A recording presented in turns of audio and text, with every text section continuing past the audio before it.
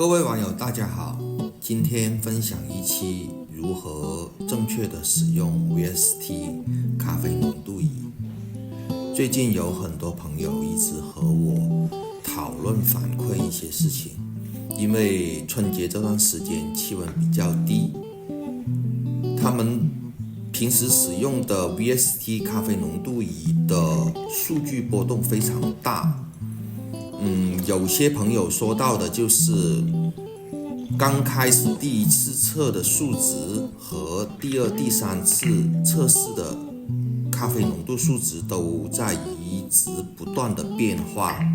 产生了很大的波动，也因此向我提出了为什么会这种情况。那么今天我就录制一期咖啡浓度仪的正确使用方法，希望这一期视频能给大家带来一些参考。首先，按照 VST 咖啡浓度仪的使用说明书上面说的，当我们在使用 VST 咖啡浓度仪的时候，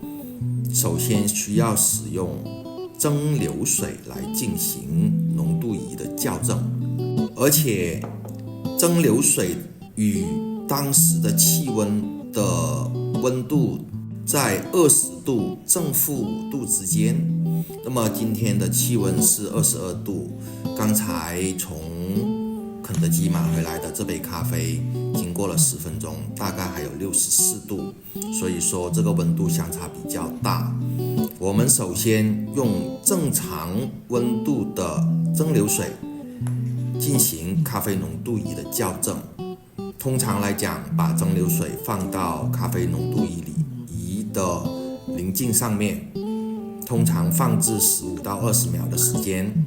让蒸馏水的温度与仪器的温度趋于一致，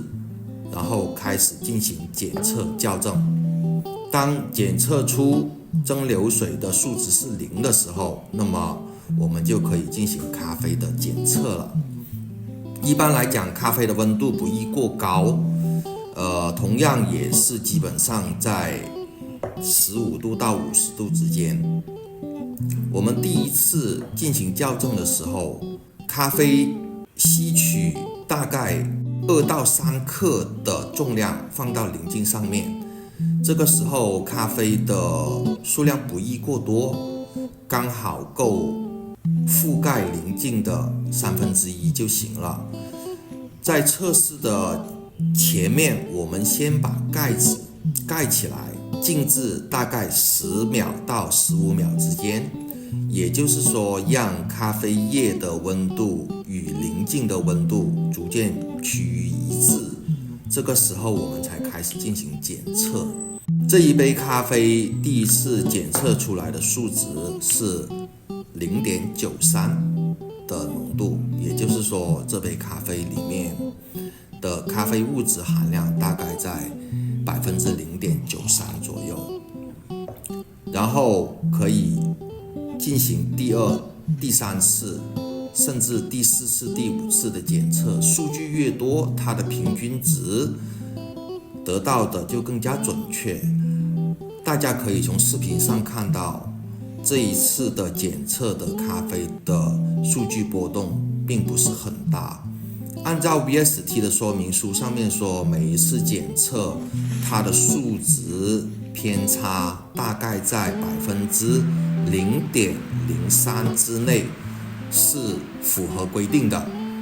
那么第一次检测出来的是0.93%的浓度，第二次也在0.91、92之间的波动，也就是说咖啡浓度仪检测出来的咖啡浓度的数据是正常的。然后我又通过了几次不断的对咖啡浓度进行检测，都没有发现咖啡浓度仪的数据波动很大。这个是不是大家在使用这个咖啡浓度仪的时候，它的温度有关系？一个就是蒸馏水的温度，第二个就是咖啡的温度，大家可以通过这一个去相互印证一下。希望这一期视频呢能给大家得到很好的帮助。还有一个提示就是，